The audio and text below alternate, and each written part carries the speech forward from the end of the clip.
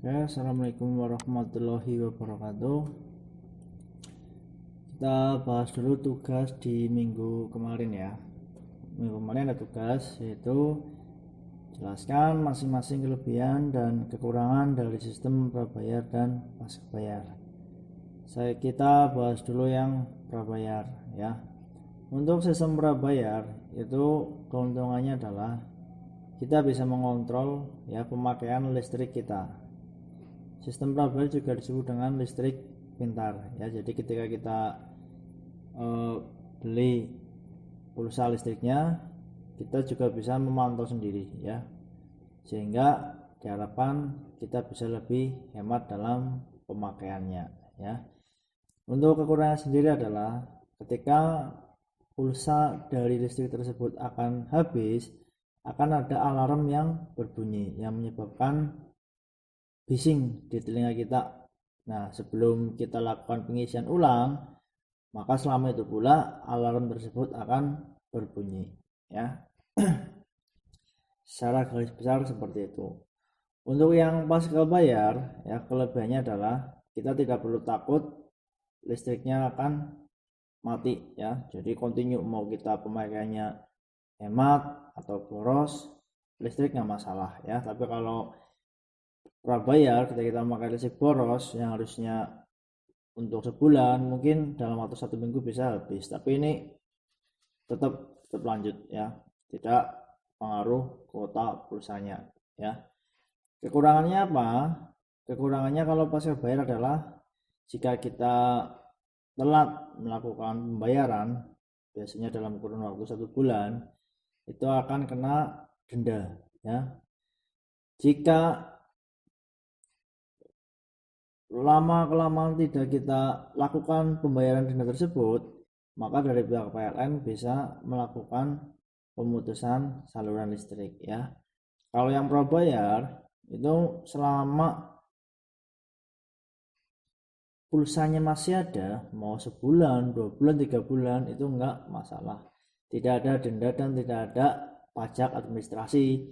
Tapi kalau pasca bayar dalam waktu sebulan, walaupun kita tinggal pergi misalnya ke luar negeri atau kemana, tidak kita pakai untuk menyalakan lampu, televisi dan lain sebagainya, tetap kita harus melakukan pembayaran seperti itu ya.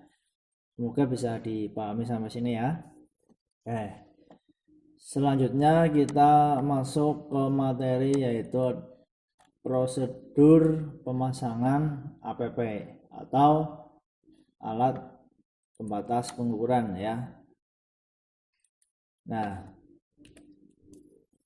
dalam melakukan pemasangan APP ada beberapa ketentuan umum yang perlu diperhatikan, yaitu adalah dalam rangka penyambungan pelanggan baru atau perubahan daya PBPD atau penggantian APP yang rusak atau tidak berfungsi. Selain itu, tidak disarankan melakukan pemasangan APP baru ya.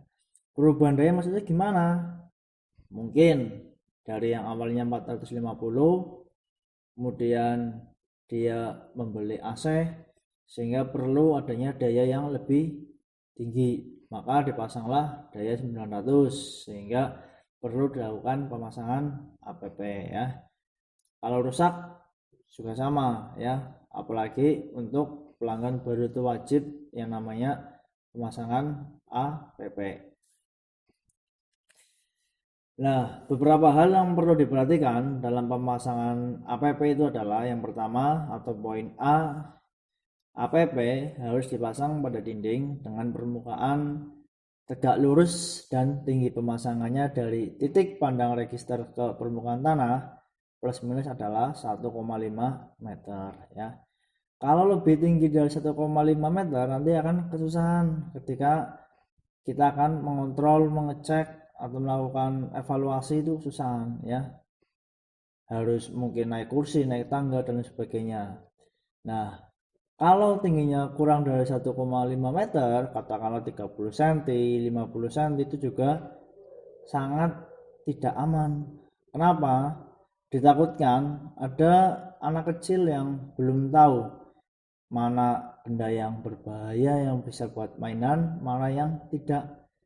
Nah, kalau anak kecil yang dilalah nggak sengaja memegang kabelnya di situ, itu nanti akan sangat riskan terjadi sengatan arus listrik, ya. Kemudian yang poin B, APP dipasang di bagian depan rumah pelanggan pada tempat yang mudah untuk dilihat, diperiksa, dan aman terhadap gangguan. Nah, jadi jangan sampai ketika kalian memasang APP itu berada di dalam rumah, kemudian rumahnya dalam posisi terkunci, tidak ada orang di rumah, ada petugas yang akan mengecek APP, ya susah ya. Kalau ditempatkan di depan rumah kan walaupun rumahnya nggak ada orang, semua bagian terkunci, ada petugas PLN, ya jangan mudah untuk memeriksanya ya.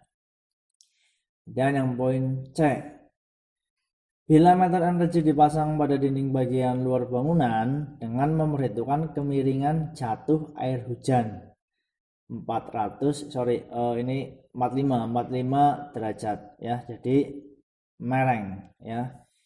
Jadi ketika ada air hujan, airnya itu langsung turun ke bawah. Konsepnya adalah seperti atap rumah ya, miring. Nah, kalau dibuat datar itu ketika ada air hujan, percikan air hujan, itu airnya tidak mudah mengalir ke bawah dan menyebabkan air itu bisa tergenang di situ. Lama-lama bisa menyebabkan atau mudah berkarat atau korosi ya. Yang poin D, hindarkan dari tempat-tempat yang banyak debu, berasap, mengandung gas kimia yang korosif, dan suhu melebihi standar maksimum ketahanan APP ya. Perlu diketahui di sini juga ya, yang namanya beban listrik itu pasti akan menimbulkan suatu panas ya. Kemudian sudah panas kabelnya, ditambah box panelnya juga panas ya. Ketika panas itu dengan kekuatan kabel yang lemah dibiarkan saja, itu lama-lama akan menimbulkan yang namanya percikan api dan bisa menyebabkan suatu kebakaran ya. Jadi perlu diperhatikan betul-betul tempat-tempat yang perlu dipasang APP. Poin C, untuk APP yang dipasang pada bangunan di tepi pantai harus diberi perlindungan yang memadai sehingga APP terlindung dari efek eksternal yang dapat memengaruhinya ya. Kira-kira bahaya ketika kita letakkan APP di tepi pantai itu apa? Air laut itu adalah mengandung garam. Kita tahu bersama yang namanya air laut itu sangat mudah menyebabkan logam itu berkarat ya, seperti besi, baja itu sangat mudah berkarat. Artinya apa? Ketika kita mau melakukan pemasangan APP di tepi pantai, hindari yang terbuat dari logam-logam tersebut. Bisa mungkin kalau bisa adalah logam yang tidak bisa berkarat. Contohnya adalah stainless steel itu ya. Itu tahan terhadap karat. Kemudian yang poin F, untuk APP yang dilengkapi dengan alat komunikasi, letak pemasangan harus direncanakan sedemikian rupa sehingga tidak berada pada area blank spot ya. Jadi harus di tempat yang mudah untuk menangkap sinyal. Ya percuma ketika kita punya kuota ataupun internet bergiga-giga, tapi ketika sinyalnya susah kita dapatkan, itu juga akan mengganggu komunikasi kita ya. Poin G, untuk APP pengukuran tidak langsung selain dilakukan penyegelan harus dipasang gembok atau kunci elektronik di kotak APP dan atau pintu gardu beton ya. Nah, perlu kalian ketahui bersama, sebelum kita melakukan pengukuran itu pasti ada namanya kalibrasi ya. Artinya meletakkan posisi jarum itu pada posisi 0. Ini khusus untuk yang analog. Nah, kadang sebelum kita melakukan pengukuran itu jarum berada di bawah angka 0 ataupun di atas angka 0. Nah, jika tidak kita gembok atau kita kunci, ditakutkan ada orang iseng yang masuk ke dalam atau membuka, kemudian memutar jarumnya ya ke arah kanan atau kiri, dan itu pasti akan menyebabkan data yang kita baca di hasil pengukuran itu tidak sempurna ya, atau pasti ada selisih ya.